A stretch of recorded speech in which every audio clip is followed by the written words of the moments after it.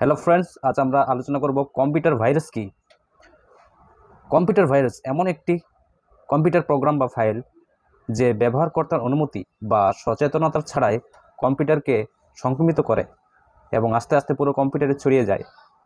এর বাইরে ভাইরাস যে কোনো কম্পিউটারে কখন কীভাবে ঢুকে যেতে পারে সেটা বুঝে পাওয়া অনেক কঠিন। ভাইরাস এর মূল কাজ হলো সে আপনার কম্পিউটারের সিস্টেমে ঢুকে অন্য প্রোগ্রাম বা ফাইলগুলিকে মডিফাই করে নিজের কিছু ক্ষতিকারক কোড প্রোগ্রামগুলিকে লিখে দেয়। এতে আপনার কম্পিউটারের অন্যান্য প্রোগ্রাম ফাইলগুলির সেই ক্ষতিকারক ভাইরাসটির মতোই কাজ করা শুরু করে দেয়।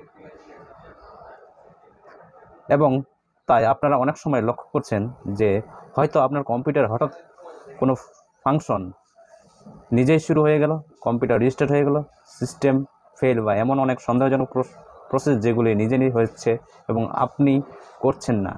যদি এগুলো আপনার কম্পিউটারে হচ্ছে তাহলে সম্ভাবনা এটাই যে আপনার কম্পিউটারেও ভাইরাস আছে। তাই সাবধান, আজই অ্যান্টিভাইরাস ইনস্টল করুন।